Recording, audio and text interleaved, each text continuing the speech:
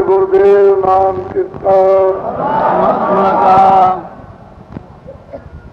जय गुरुदेव नाम किसका, जय गुरुदेव नाम किसका, परमात्मा का। ये मानो मनुष्य अनमोल शरीर परमात्मा ने भजन करने के लिए दिया।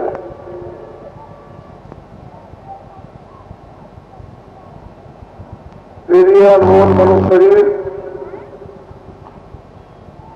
आपको नहीं मिलेगा। ये मनुष्य मंदिर है, चारों युगों से परमात्मा आपको बुला रहा। आप बहरे हो जाओ तो इसमें उसका दोष नहीं। उसने तो केवल आपको अधिकार दिया था, ये नहीं कहा था कि आप मैल अपने ऊपर जमा कर लो, अपनी इच्छाओं का विस्तार, और उससे आपने मैल जमा किया, ठीक है?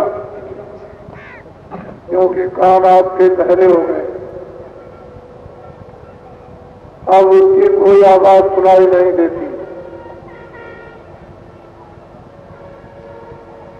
10 इंद्रियां हैं, चतुसंताकार, मन, बुद्धि, चित्त और अहंकार, और 3 गुण है, रजोगुण, सतोगुण, तमोगुण। ये एक जड़ घाट है जिसमें जीवात्मा को बांध लिया गया। इस चेतन की जड़ता से घाट आप स्वयं नहीं खोल सकोगे। इसके लिए महापुरुषों से युक्ति लेनी पड़ेगी। युक्ति जतन से घाट खुल जाएगी और चेतन अलग हो जाएगी।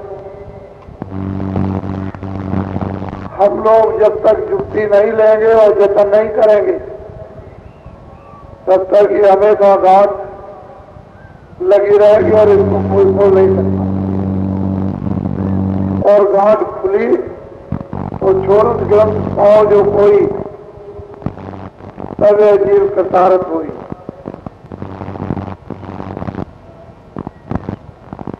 इसे कृतार्थ बनाना है तो जड़ से चेतन को अलग करना, और वो नाम से होगा। शब्द से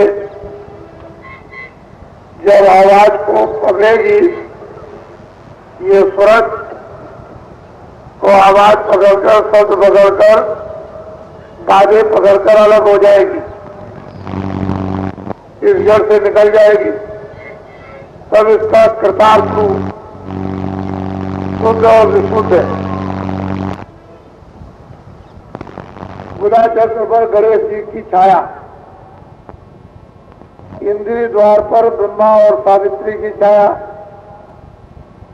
और नाभि कमल में लक्ष्मी और विष्णु की छाया, और हृदय कमल में शिव और शक्ति की छाया यानी पार्वती, और कंठ में आद्या महाशक्ति की छाया। और ये जीवात्मा यहाँ बैठी है दोनों आंखों के बीचों बीच। इस जीवात्मा के प्रकाश से कंठ, हृदय, नाभि कमल, इंद्रिय द्वार और गुदाचक्र ये काम कर रहे हैं। ये सूरज के जीवात्मा के प्रकाश से ये काम करते हैं।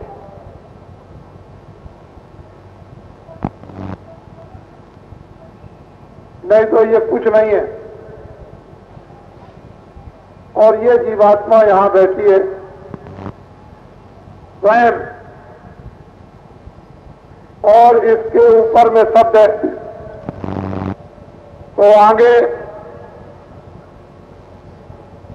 विष्णु स्थान, विष्णु ब्रह्मा स्थान, शिव स्थान, पार्वती स्थान, लक्ष्मी स्थान, प्रवृत्ति स्थान, आगे आद्या महाशक्ति का स्थान। इसमें नीचे आप कुछ नहीं। ये सूरत के जीवात्मा के प्रकाश से ऊपर के लोगों की छाया मेरुदंड में, ये पीछे जो रीढ़ की हड्डी आती है उसमें होकर के उसकी छाया सूरत के प्रकाश में जब योगी बुधा चक्र से प्राणायाम की साधना करते थे तो वो छाया सूरत के प्रकाश में गणेश जी का दर्शन, इंद्र द्वार पर ब्रह्मा सावित्री का छाया का दर्शन, नाभि कमल में लक्ष्मी और विष्णु जी का दर्शन और हृदय में शिव और पार्वती जी का दर्शन और कंठ में आद्या महाशक्ति का दर्शन छाया का होता था, चेतनता का नहीं। और ये यहाँ पर तुरंत संतों ने नीचे के सब साधन, जितने भी साधन से सब निषेध कर दिए, खारिज कर दिए। अब ये नीचे के साधन कोई नहीं कर सकता, चाहे जितना शास्त्र पढ़ो, चाहे जितना पतंजल पढ़ो, और चाहे इतना योग शास्त्र पढ़ो, चाहे जितना और कोई शास्त्र पढ़ो, 18 पुराण और 6 शास्त्र, चारों वेद और अन्य महात्माओं की पुस्तकें, कितना भी पढ़ो, नीचे की साधना हो ही नहीं सकती। अब कलयुग के लिए अलग साधन, ये स्वतंत्र जीवात्मा सहज योग, सहज योग, सरल योग, नाम योग, शब्द योग, ये आसान योग। इसमें कोई मेहनत मशक्कत नहीं, केवल एकमात्र ध्यान हटाना। इधर से ख्यालात, इधर से ध्यान, इधर से ध्यान, इधर से ध्यान, मन को और बुद्धि को, चित्त को हटा दिया और यहां पर लगा दिया, यहां सीमित कर दिया, कानों के साथ, आंखों के साथ लगाया। तो जब भजन करो तो कानों के साथ मन बुद्धि को लगा दो तो कान काम करने लगेंगे। क्यों? मन बुद्धि और चित्त अगर नहीं रहेंगे तो कान काम नहीं करेंगे। इनका साथ लेना जरूरी है। और जब ध्यान करो तो मन को, बुद्धि को, चित्त को आंखों के साथ ले लो। इधर से ध्यान हटाकर इधर, ये सुलभ और सहज हो।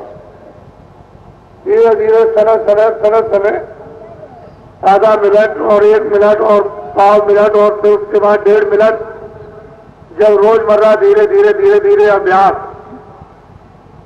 जब करोगे साधन तो धीरे धीरे रमा हो जाएगा। मन हटने लगेगा, बुद्धि हटने लगेगी, फिर कटेगा बात। और फिर अंदर में जब उसका साथ सूरत का, आंखों का, कान का देगा तो अंदर में आधार मिल जाएगा। शब्द का आधार है या प्रकाश का आधार। जब आधार मिलेगा तो उसमें कशिश है, आकर्षण है, खींचने का पावर है, फिर उसमें आनंद है। तो मन क्या चाहता है? रस। आनंद चाहता है, ठंडक।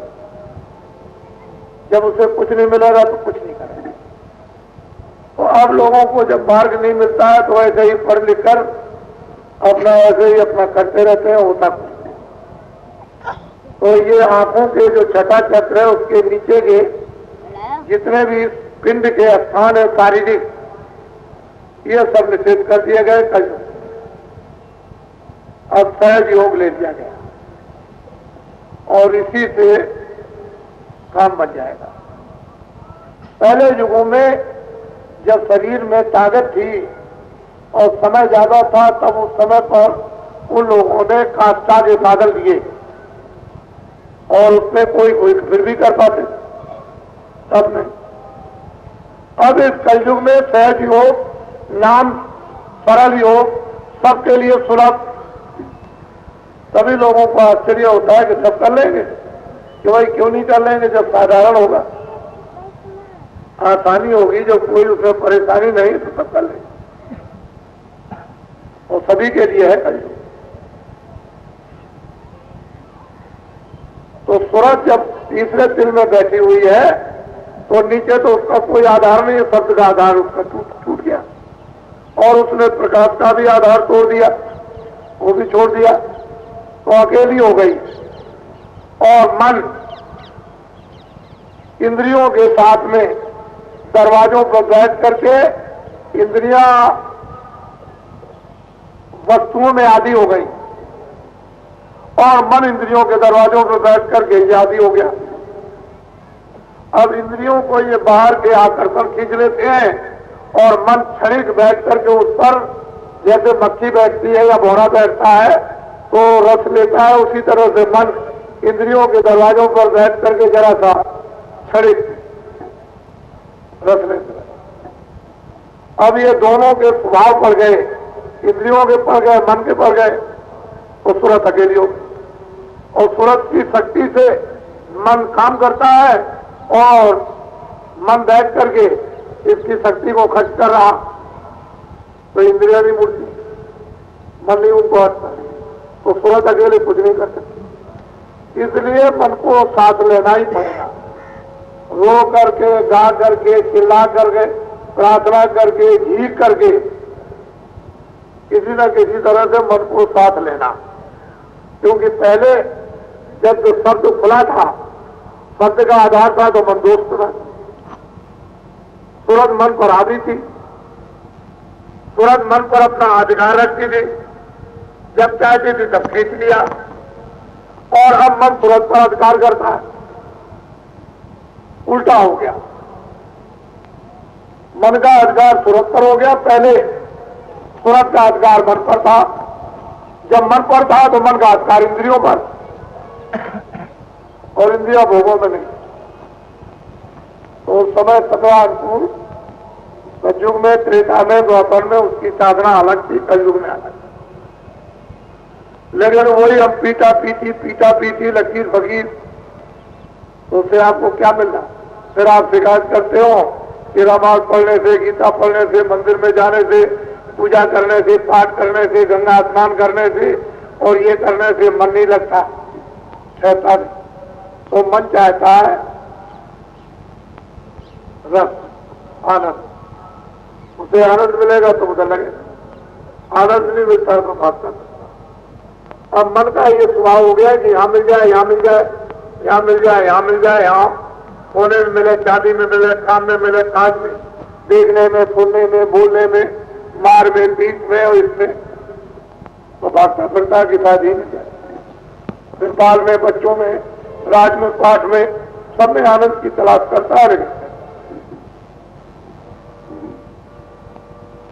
पहले तो सोचा चलो भाई दिल्ली चलेंगे, राज मिल जाएगा तो बड़ा आनंद मिलेगा, वहां भी पहुंच गया तो वहां भी हैरान कि यहाँ और भी सबसे ज्यादा मारा पीटी,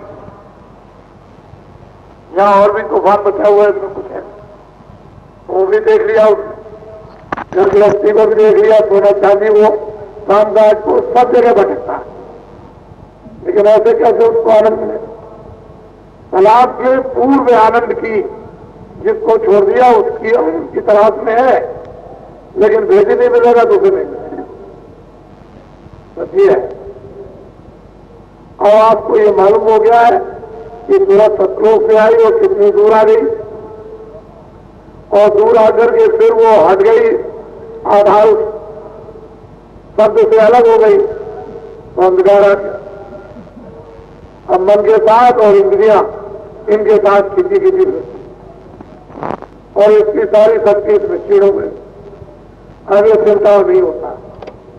तो जब शब्द का आधार, जब शब्द सुनाई देगा, जब आवाज सुनाई देगी, जब बाजे सुनाई देंगे, जब गाने सुनाई देंगे, उसमें से रस आएगा, तो फिर ये एकदम से मुड़ेगा, ढीला होगा, अच्छा नहीं लगेगा, उल्टा फील हो जाए, ढीला हो जाएगी, तो फिर सूरत का छिड़काव। जब ध्यान के वजन के वक्त में जब वो उधर से हटके लगेगा तो धीरे से शरीर की सुध बुध भूलती है। ऐसा मालूम होता है जब शरीर में ही नहीं, तो धीरे धीरे ये चिंतेगा तो ये शून्य हो जाएगा। ये पैर शून्य होने लगते हैं, तो पैर को उठाओ तो जल्दी उठते नहीं, और चिंता होगा तो ये उठ रहे, फिर ऐसा मालूम होगा कि कमर से नहीं उठा जाता। ऐसा चिंता हो जाएगा कि यहां पे भी सिमट, जब ये सिमट करके इधर आएगी तो केवल श्वास दुख दुख दुख दुख दुख दुख चलेगी। एकदम से इसका अभी तो मुंह नीचे है और फिर एकदम से ऊपर हो जाएगा। तो ये तो जमीन नीचे है और आसमान ऊपर है, और जब दृष्टि ऊपर हो जाएगी, उलट जाएगी उन लोगों की तरफ, उस प्रकाश की तरफ, उस वैकुंठ की तरफ, ब्रह्मलोक की तरफ, ब्रह्मांडों की तरफ, तो ऊपर जमीन हो जाएगी, नीचे आकाश हो जाएगा। उल्टा है, जमीन नीचे ऊपर आकाश, जब ऊपर उल्टेगी तो ऊपर जमीन और नीचे आकाश। इस तरह से ऊपर में जमीन और नीचे आकाश, और अभी जो है वो जमीन नीचे और ऊपर आकाश, इतना है अंतर, बहुत अंतर है। उस जमीन पर यानी जैसे घास उगी हुई है,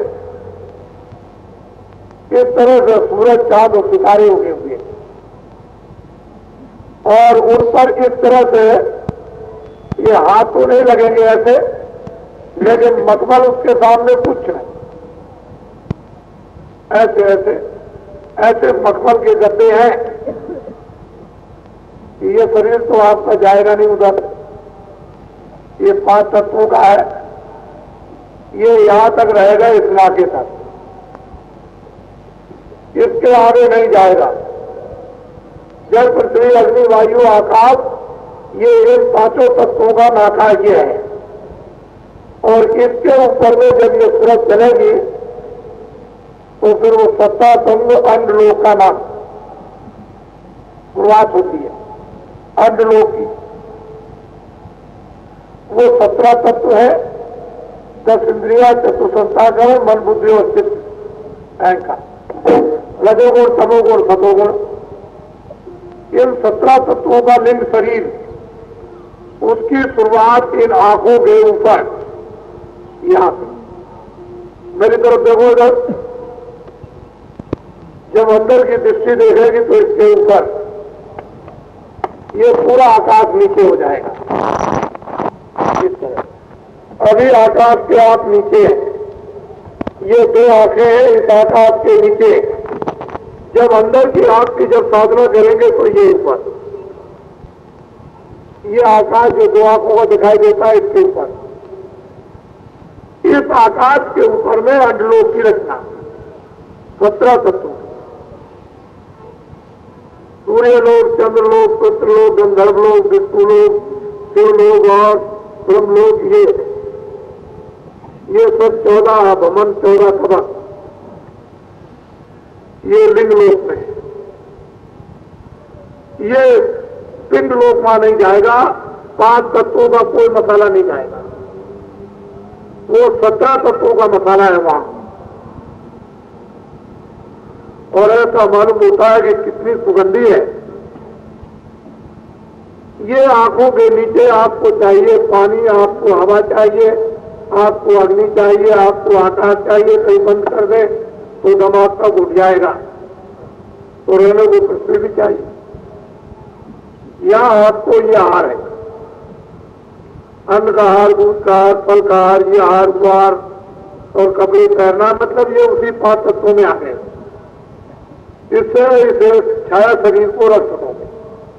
लेकिन जब लिंग शरीर में, जब जीवात्मा 17 तत्वों के शरीर में जब यहां से निकल के और इसमें खड़ी हो जाएगी, तो ये शरीर जमीन पर ऐसे ही पड़ा रहेगा, बिल्कुल अलग हो जाएगी, एकदम इससे अलग हो जाती है और अपने शरीर को देखती है कि ये बेजड़ शरीर है ये पर, और उधर में वो भ्रमण करेगी, तो न उधर पानी है ऐसा, न इधर कुछ है, ये न अन्न है और न मतलब ये कोई फल फूल है, न दूध है, न ये कपड़े हैं। लिंग शरीर में केवल आहार सुगंधी का। लपटें आती है सुगंधी की लपटें, एक जरा सी सुई की नोक उस सुगंधी में से बूंद ऐसे बोलकर और इस संसार में आप छोड़ दीजिए, वो सारा संसार सुगंधी से सराबोर हो जाएगा। यह है उस सुगंधी की महिमा। खाली खुशबू सुगंधी की, मलियागिर की खुशबू में क्या आती है? ये इतरातों की खुशबू में कुछ नहीं, ये उसका नाम और निशान भी नहीं कहा जा सकता। ये खुशबू का भोजन।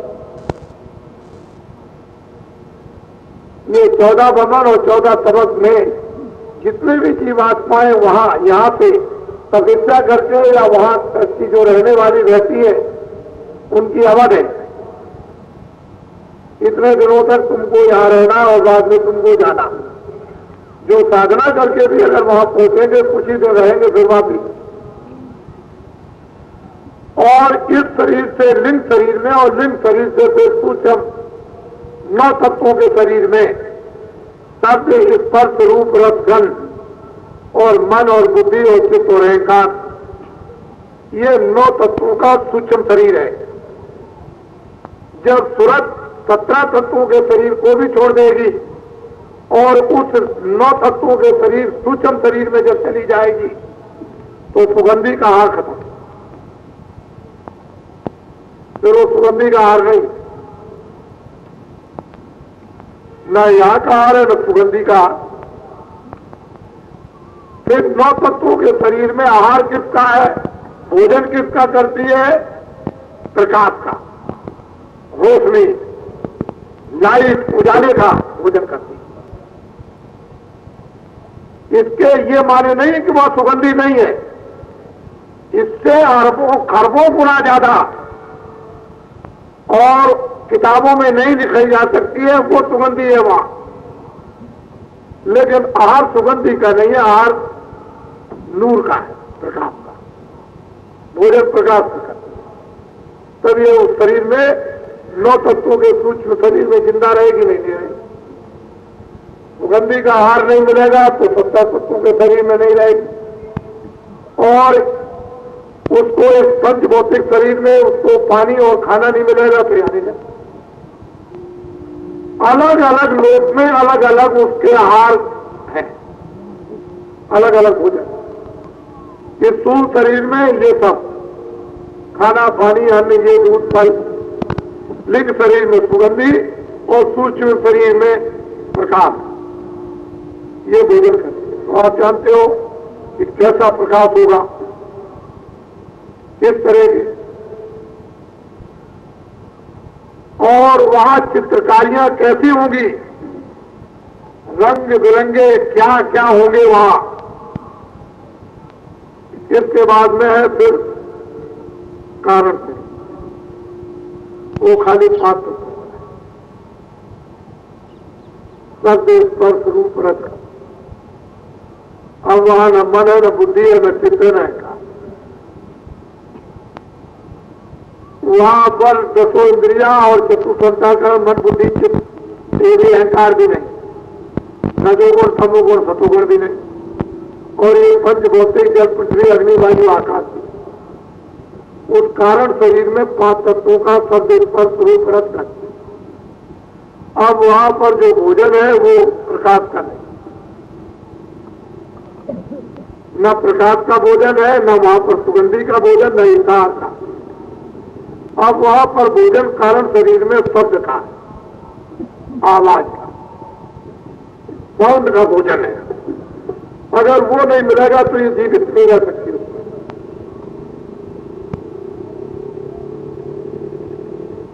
आंखों के नीचे आहार फल फूल अनाज, आंखों के ऊपर में आहार सुगंधी का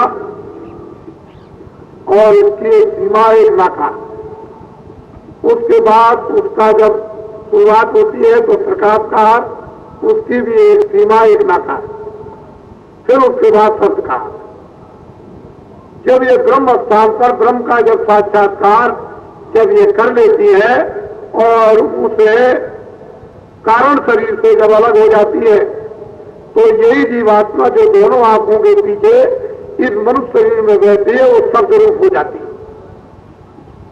फिर ये भोजन देने लगती है सब प्रकार का, ये स्वयं शब्द रूप है और शब्द से ये सब कुछ बना। अंड खंड ब्रह्मांड ये सारे के सारे शब्द से बने, ये शब्दरूप हो जाती है। जब ये सूरत शब्दरूप हो जाएगी तो कितनी बड़ी रचना करेगी। तो ये यहां देखने को नहीं मिलता है। जब ये गुणातीत होगी तो शब्दरूप होगी तो मालूम होता है कि वो कितना बड़ा विस्तार उस ब्रह्मांड लोक में करती है और क्षणों में बिगाड़ देती। इतने बड़े बड़े राज को स्थापित कर देती है, इतनी बड़ी बड़ी रचना ये कर देती है और करके वो फौरन ये क्षणों क्षण पर ये होता बिगड़ता और ये होता बिगड़ता रहता है। तब ये जाकर के अपने होश में, इसको होश वही मिलता है। जब तक ये शरीरों में रहेगी तब तक वास्तविक एक सूरत का एक जीवात्मा का होश नहीं आएगा। तब उस काल में जो रचना की है वो कारण शरीर, सूक्ष्म शरीर, लिंग शरीर, स्थूल शरीर और फिर उसके साथ कितने बंधन, ऐसे। अब आपको क्यों विश्वास होगा? मार मार कर काल ने और कर्मों में फंसा फंसा कर रगड़ रगड़ कर और पिटाई करके और 84 नरकों में फेर फेर कर इस तरह की यात्राएं दिए कि हम भयभीत कुछ नहीं करते, इतने भयभीत होते हो। तो संत महात्मा आते हैं, वही भय मिटा सकते हैं बाकी लोग। इतने देश में पीटे गए, मारे गए, फताए गए, नरकों में डालकर, इसमें डालकर, 84 में डालकर, तरह तरह की, और खाया गया, काटा गया, नाक फोड़ी और आंख फोड़ी गई, कान तमाम छेदे गए, ये सब किया और चिल्लाए, लेकिन किसी में कोई सुनवाई नहीं की। इतना छोटी चीज रही। ऐसे वैसे आपको नहीं बताया, जिस तरह से फंसा है तभी तो उसकी रचना भरना नहीं तो एक में क्यों करना। तो बड़ी तरकीब और विधि विधान से उसने ये जड़ रचना, फंसाने वाली और जड़ रचना उसने की और विधि विधान से आपको खूब तरीके से फंसा दिया। अब यह सत्पुरुष है, उसकी मर्जी हो जाए, उसकी दया हो जाए कि किसी को भेज दे, किसी महानात्मा को भेज दे कि जाओ शक्ति दे दो, ज्ञान दे दो, पापों को नाश कर दो, भूल को मिटा दो, सहारा दे दो, ले आओ उसको अपना बल दे करके, हर तरह से सब कुछ होगा। संस्कृत को लोग जानते ही नहीं, उन विचारों को मालूम ही नहीं कि संस्कृत क्या है। बड़े ध्यान से आप मेरी बातों को सुने। सहजल कमल में निर्मल भगवान का स्थान है। काल भगवान की जितनी भी शक्तियां आती है नीचे से, इस देश को वो आदेश देकर ठीक करने के लिए इनको भेजता है। जब उन शक्तियों से जो उसकी भेजी हुई होती है उनसे ठीक नहीं, ये देश ठीक नहीं होता है, जिसको अधिकार दिया गया, तो ऊपर में ब्रह्म जो त्रिपुरी में बैठे हुए हैं उनको वो लाते से मांगते हैं कि आप हमको कोई दे लीजिए जो नीचे ठीक कर दे। तो फिर वो अपने लोग से स्रोत को देते हैं अपनी शक्ति देकर, और जब उनसे भी काम यहाँ नहीं होता है तो ऊपर से मांगते हैं पारगम से कि हमको दे दीजिए, यहाँ अब ठीक नहीं हो सकता है, हमको पूरी शक्ति और पूरी कला चाहिए। तो वो ऊपर में जो पारगम है वो प्रकृति को हुक्म देते हैं कि तुम नीचे से सूरत को उतार दो और वो पूरी चीज लेकर के यहां से उनको अधिकार मिल जाता है कि हर तरह से जैसा भी चाहो वैसा करो, नाच करना चाहो नाच करो, जो भी करो, बैठना चाहो बैठो। लेकिन यह है कि जब जब हुई धर्म की हानि 12 असुर महाभिमानी तब तब प्रभु धर्म मनुष्य का जाओ उसका विनाश कर दो, धर्म की स्थापना कर दो, दुष्टों का विनाश हो जाए और सज्जनों की रक्षा हो जाए और धर्म की स्थापना हो जाए, अधर्म का नाश हो जाए। तो वो शक्तियां भेजी जाती हैं ब्रह्म स्थान से ऊपर, प्रकृति का स्थान है और ब्रह्म स्थान के नीचे माया का स्थान है और निरंजन भगवान के नीचे शक्ति का स्थान है और फिर उसके बाद ब्रह्म विष्णु महादेव और इन्हीं की अर्धांगिनी ये अलग, सावित्री और लक्ष्मी और पार्वती ये अलग, वो उधर से आते। तो इसलिए ये जो 16 कलाओं से आए थे वो कृष्ण भगवान थे, वो ऊपर से आए थे प्रकृति लोक से, इसलिए उनको ये सब काम करने का पूरा उनको अधिकार देकर के भेजा था कि ये भौतिक विज्ञान बहुत बढ़ गया है और बड़े बड़े योद्धा और वीर इनका तुम सर्वनाश कर दो। तो लेकर के आए और उन्होंने काम,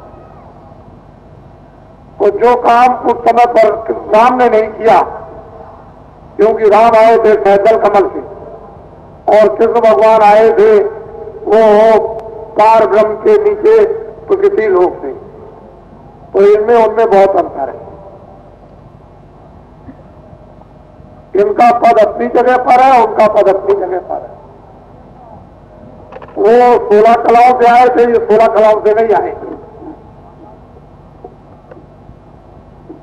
और साधों का स्थान इससे ऊपर है और संतों का स्थान इसके और ऊपर।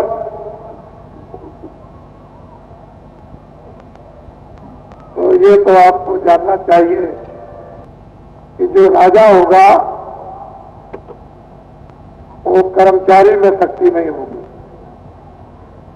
राजा राजा जिस मालिक ने ये सब कुछ अपनी मौज मर्जी और इच्छा से विस्तार किया तो वो तो बहुत बड़ी चीज। इस तरह से जीवात्माओं को हटाया गया कि तपस्या करके और फिर वरदान मांगा और सच्चे उसे बादशाह ने जो सतलोक में सतपुरुष है उन्होंने इनको एवं वस्तु करके दे दिया। अब वैसे तो हम लोग आना नहीं चाहते थे, वे वही थे, सतलोक में सब थे।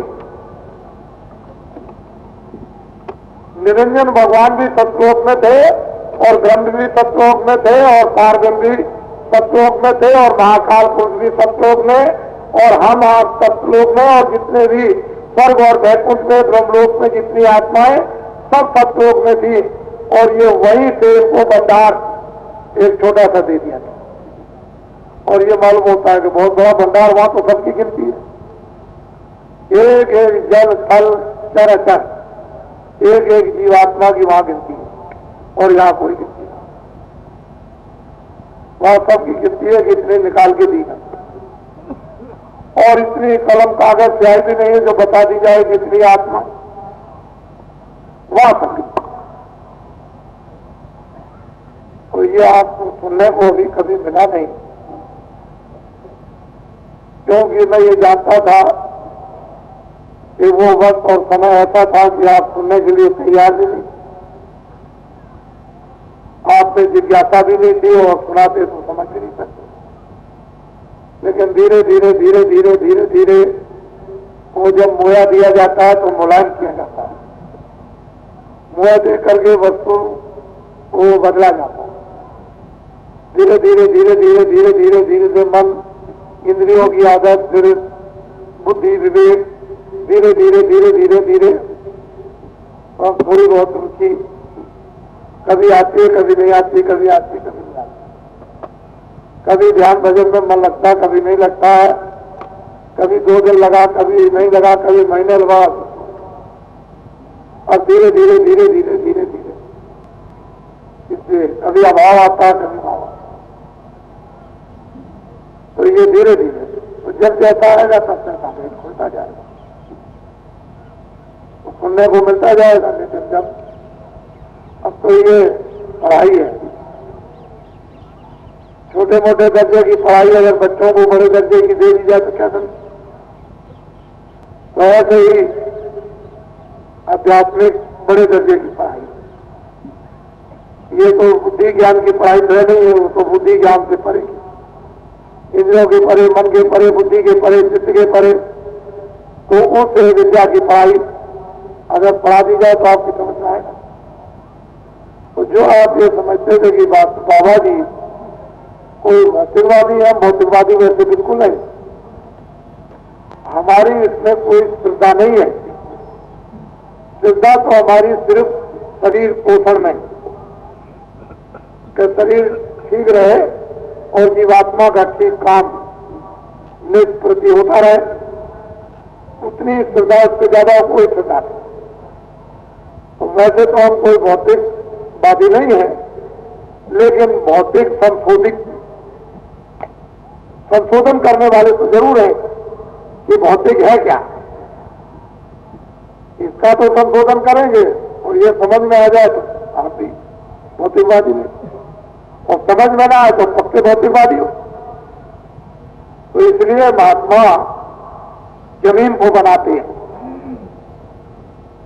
साफ कर देते हैं, ऊंची नीची जमीन को बराबर कर देते हैं, कूड़े कचरे को झाड़ के निकाल देते, अंधेरा जो है उसको उजाला कर, जीवात्मा सो रही जगा दी, आंख बंद है उसको खोल देते, कान बंद हो गया उसको खोलते, ये तो महात्मा काम था।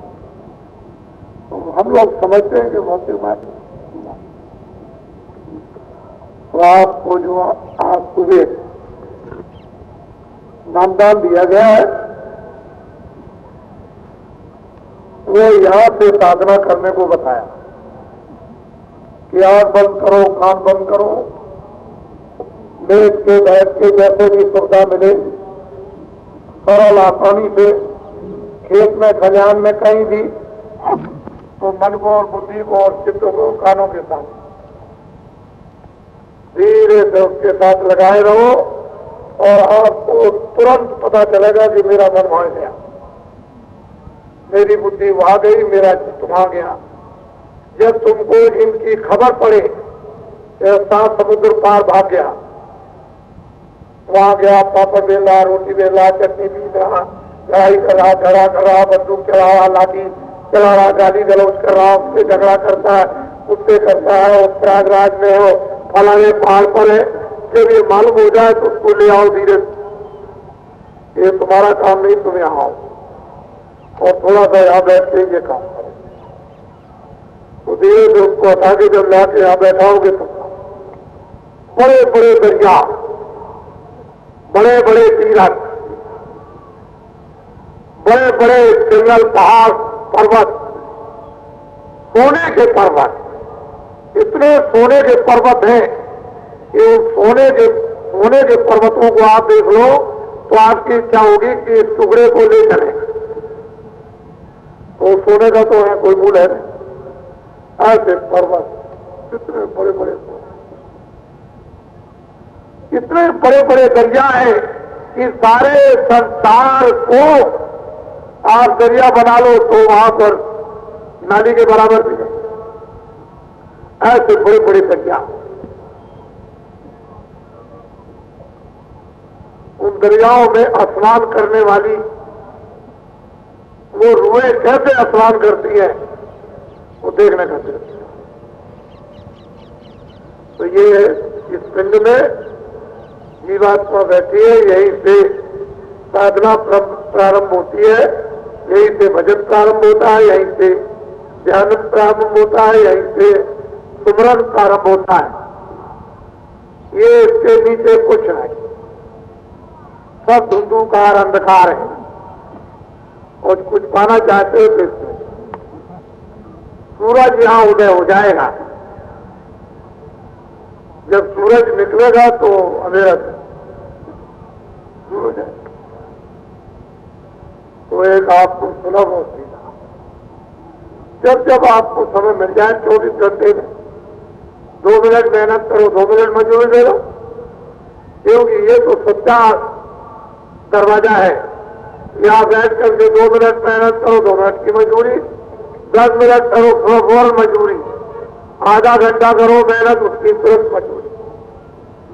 मालिक अपने दरवाजे पर मेहनत करने वाले की मजदूरी कभी रखता ही नहीं, और बाकी इंद्रियों के दरवाजों पर बैठ के चाहे जितनी मेहनत करो कोई मजदूरी मिलने वाली नहीं है। फिर ये कहोगे अंत में कि मर जाएंगे तब स्वर्ग मिलेगा। ये यहां कहा जाता है कि जिंदगी में स्वर्ग ले लो।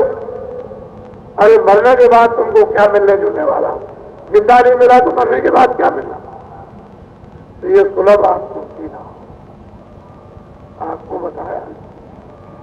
अब हम जब इनकी बातें कान से सुनते हैं ना, ये बीमार, वो बीमार, पेट खराब, दिमाग खराब, पागल हो गया, ये हो गया, टांग टेढ़ी हो गई, कान में ये हो गया, नासूर हो गया, मैं सुनते सुनते पागल हो गया। फिर कहेगा कि खर्चा नहीं चलता है, एक आएगा एक बच्चा दे दीजिए, दूसरा कहेगा इन सब बच्चों को मार दीजिए। ये 2 बातें, इतनी बातें हैं कि मैं आप मेरे पीछे खड़े रहो आप और सुनते रहो तो आप ही पागल हो जाओगे। इतने इस दुनिया में खर्च बताओ। तो अब इसलिए रास्ता तो ढूंढ रही है और रास्ता आपको बताना है, रास्ता बताना है, रास्ते पर चलाना है, तभी तो कष्ट निवारण होगा, नहीं तो। इसलिए सब दुखी, किसान दुखी, बच्चे दुखी, मजदूर दुखी, सेठ साहूकार दुखी, कर्मचारी दुखी, और फिर अधिकारी दुखी, और साधु मंदिर वाले दुखी, मस्जिद वाले दुखी, गिरजाघर वाले दुखी, और गुरुद्वारे वाले दुखी। इस घर में जाओगे तब, और जो इस घर से नीचे उतर गए तो दुखी तो इसके घर से तो आप जाने कोई युक्ति, कोई साधना, कोई मतलब है कि साज सामान को इकट्ठा तो करते नहीं, तब ये सम्मान। तो इसलिए मैं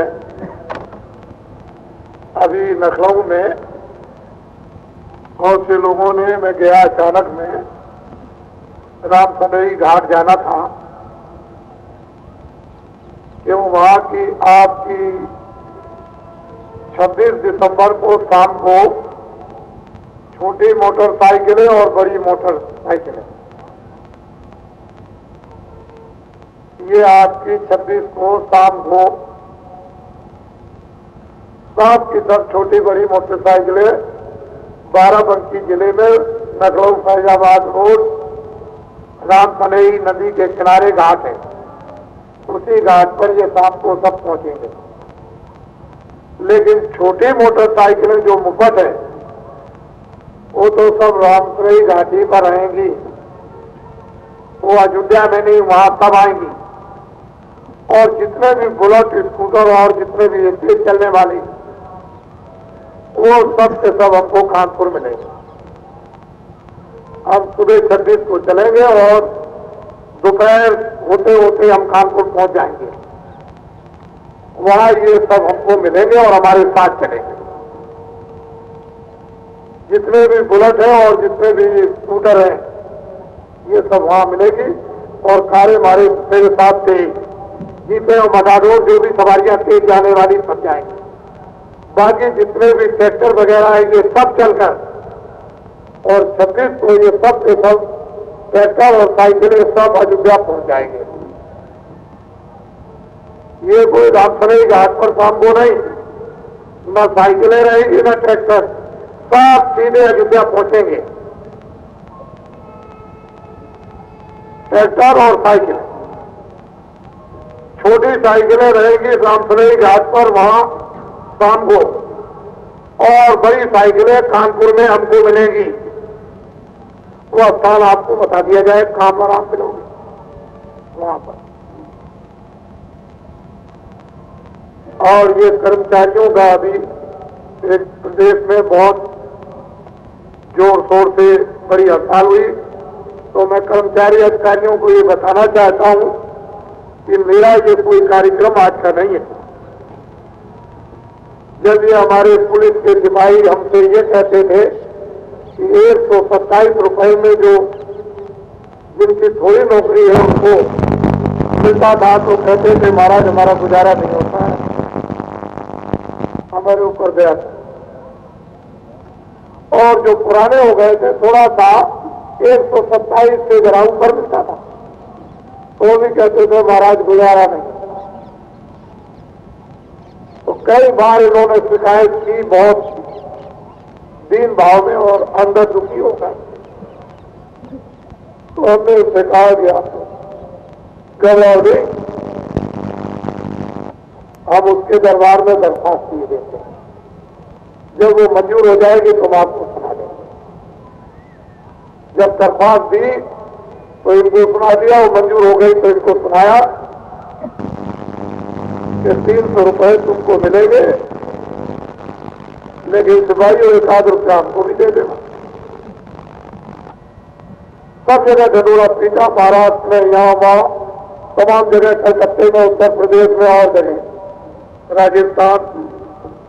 फिर उसी में तुरंत क्रम बदल दिया कि नहीं 500 रुपए मिले, तो हंसने लगे, ये सब हंसने लगे।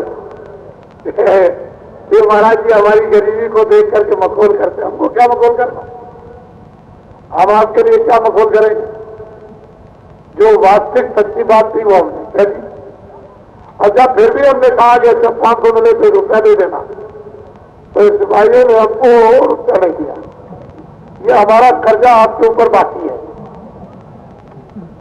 फिर तुरंत हमने फिर कहा, जब ये चिल्लाए कि हमारा इतने में खर्चा पूरा नहीं होता, तो हमने कहा अच्छा अभी हम आपके लिए प्रार्थना करते हैं। तो आप ऐसा मत समझो कि बाबूजी ने कोई आदि ढंढूरा पीट दिया, सामूहिक ढंढूरा। पहले तो मैंने ढंढूरा पीटे था, लेकिन सामूहिक 12 प्रांतों में और 90 दिन और 10,000 किलोमीटर, 4 फरवरी से 4 मई तक एकदम ढंढूरा पीटा। अध्यापकों का, कर्मचारियों का, पुलिस के सिपाहियों का, फौज के सिपाहियों का, तुम्हारा वेतन छोटे कर्मचारियों का 2,000 तुमको दिलाया जाएगा, और उससे ऊपर के पुलिस के जो इंस्पेक्टर होंगे उनको 4,000 इनको दिलाया जाएगा, और उससे ऊपर वालों के लिए 6,000। तो सोचा होगा कहीं अध्यापक बच गए, और अध्यापक छोटे स्कूल के नहीं, किसी भी दफ्तर का कोई कर्मचारी बच नहीं सकता। पूरा ढंढूरा पीटा और इतना दबाव डाला जनता के ऊपर में कि दिल्ली के लोग चिल्ला पड़े हम भी कुछ दे देंगे। आप क्या दे दोगे, हमने तो इतने कार्ड बंटवा दिए, अधिकारियों के अलग, कर्मचारियों के अलग, और इनके अलग, और उनके अलग, किसानों के अलग, उसके बाद व्यापारियों के अलग, और छात्रों के अलग, और मजदूरों के अलग। इतने कार्ड बंटवा दिए कि 39 वर्षों में हम भी यहाँ रहते हैं, ऐसी हड़ताल प्रदेश में कभी कर्मचारी अधिकारियों की सामूहिक नहीं हुई, और लगभग 18 दिन तक चली। खरबों रुपए का आपने नुकसान कर दिया, और दिल्ली से बैठ के कहते हो हम भी दे देंगे। तुम इन विचारों को जो मांग रहे थे कि 750 रुपए दे दो, तुम 750 रुपए नहीं दे सकते हो, तो 10,000 कैसे दे दोगे। और हमने कहा कि हम कर्मचारी को 2,000 दिलाएंगे, और 4,000 दिलाएंगे, 6,000, 8,000, 10,000, और सुप्रीम कोर्ट के न्यायाधीशों को अलग हम दिलाएंगे। आपको जो कुछ मिल जाए। तो हमको लोगों ने बुलाया लखनऊ में, अभी 23 तारीख को लखनऊ में बुलाया, कहा महाराज कुछ सुना रही है। तो हमने कहा हम तो आपसे बहुत प्रसन्न हैं, क्योंकि हमारे लक्ष्य का आपने जो पालन किया है कि कोई भी आपने अवैधानिक काम नहीं किया, कर्मचारी अधिकारियों ने और तनख्वाह में खर्चा पूरा नहीं पड़ता है, परेशानी होती है बाल बच्चों में, तो आपने अपनी ही मांग रखी कि हमारा कुछ और बाल बच्चों का पूरा पड़ जाए, तो वैधानिक। हमने अमीनाबाद में खुल करके कहा कि हम तो आपके साथी हैं और आप ऐसा कोई काम मत करना, मांगते रहो और जो ये दे दे सो ले लो, नहीं हमसे ले लेना, आप हमारा साथ दे देना, अब आपको कोई आंदोलन करने की जरूरत नहीं, हड़ताल करने की जरूरत नहीं और परेशान होने की जरूरत नहीं और चिल्लाने की जरूरत नहीं। हम तो तुम्हारी तरफ से पहले ही से चिल्ला रहे हैं, हम सब चिल्ला लेंगे, हम सब मेहनत कर लेंगे और सब समर्थन दिलवा देंगे। और ऐसा आदमी है जो हिंदुस्तान में ये किसान कहेगा कि हम कर्मचारी अधिकारियों का समर्थन करें, हम आपको दिलाएंगे, आप घबराओ मत, लेकिन आप मैदान काम मत। हमने कहा, फिर हमने करीब 1-2 लाख से ऊपर आदमी इकट्ठे हुए जानी खेड़ा में हुआ। फिर पीलीभीत में अभी 28-29 को अभी कहा और मैंने वहां पर, तो आप लोग घबराओ मत, चिंता करने की जरूरत नहीं है, कोई वैसा काम मत करें। राष्ट्र भक्त कौन है और राष्ट्र सेवी कौन है और जन सेवी कौन है उसको बाद में पता चलेगा, लेकिन यह है कि तकलीफ आपको है वो आपको बात। हम ये बिल्कुल नहीं चाहते हैं कि आपका चाहे 50 बढ़े या 700 हो जाए या आपका 800 हो जाए, हम ये बिल्कुल नहीं चाहते हैं। हमारे पास में उसकी योजना है कि महंगाई नहीं बढ़ेगी और ऐसी योजना है कि टैक्स नहीं लगेंगे, तो हमारे पास में उसकी योजना है और हमारी योजना को आप केवल शब्दों में सुन करके और कहोगे तो कुछ नहीं कर सकते हो, क्योंकि यह तो तनख्वाह वाली योजना मेरी है, ये आपकी योजना 2000, 4000, 6000, 8000, 10,000 या इसके ऊपर की। हम तो ये योजना रखते और रखे हुए हैं कि इतनी सुविधा कर्मचारी अधिकारियों को दिला दी जाएगी कि 2000 से लेकर 10,000 रुपए जो मासिक वेतन मिलेगा सब उनका वेतन महीने का बच जाएगा।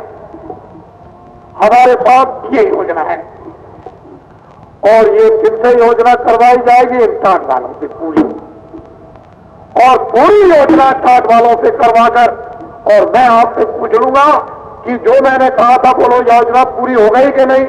जब सब आप कहोगे किसान, कर्मचारी, अधिकारी, छात्र, सेठ, साहूकार की पूरी हो गई तब आवाजी मानेंगे, इससे पहले मानने वाले नहीं। लेकिन और वैधानिक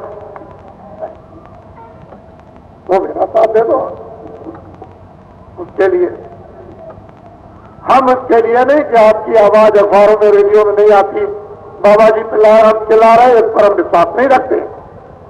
हमारी आवाज अजीब गरीब तरीके से है और वो हम अखबारों के द्वारा आपके पास या रेडियो के द्वारा नहीं पहुंचाना चाहते, हम दूसरे तौर तरीके से पहुंचाना चाहते हैं कि हमारी आवाज पहुंच जाए और आवाज का काम हो और दुनिया को दिखा दिया जाए कि देख लीजिए,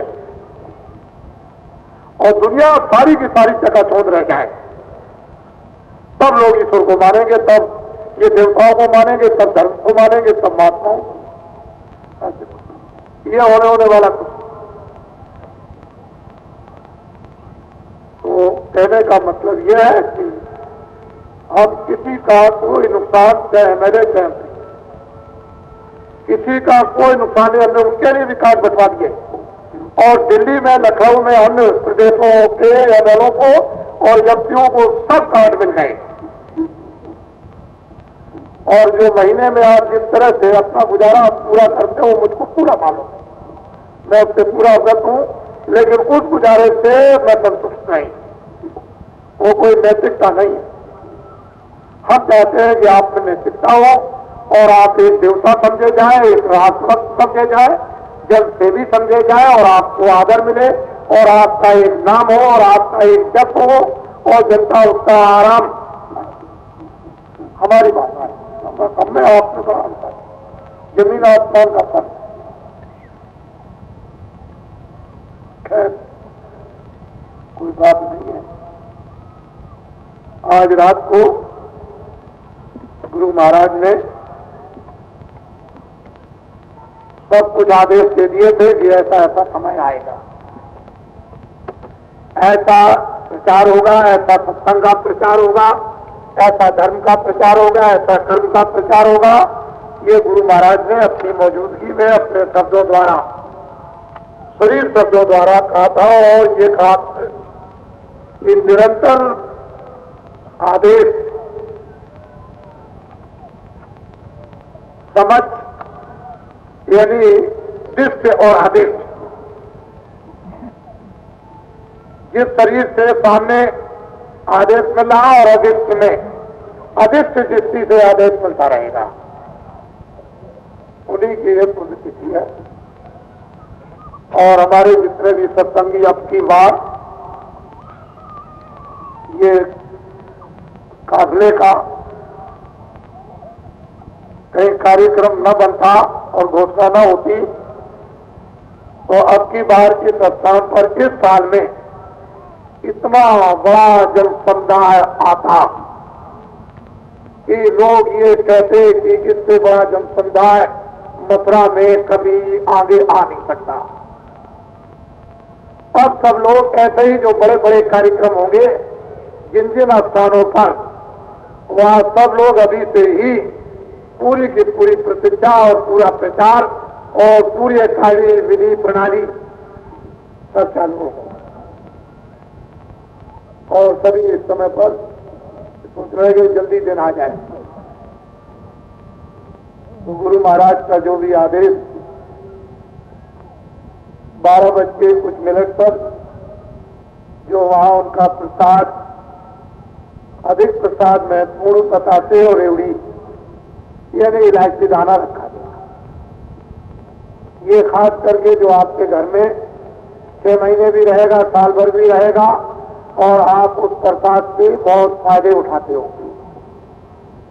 फिर ये समय समय पर सत्संग होता है तो ताजा भी कर सकते हो। कभी ऐसा हो खर्च हो गया, गिर गया, चूहा दे गया, या कोई और बात हो गई, कोई और चोर उठा ले गया, कोई कुछ हो गया, ऐसी बहुत सी चीजें घटनाएं होती हैं। चोर ले गया, उसने खा लिया, उसकी बुद्धि खुल गई। कई लोग कहते हैं कि ले गया सामान घर में नहीं, ऐसा भी लोग कहते हैं। तो तरह तरह के अनुभव लोगों को चोरों को भी फायदा करता है, ऐसी बात नहीं। अब क्या उनकी सद्बुद्धि आ गई, वो वापस लौट गए, बहुत फायदा हुआ, बहुत बड़ी चीज हो गई, छोटी बात नहीं।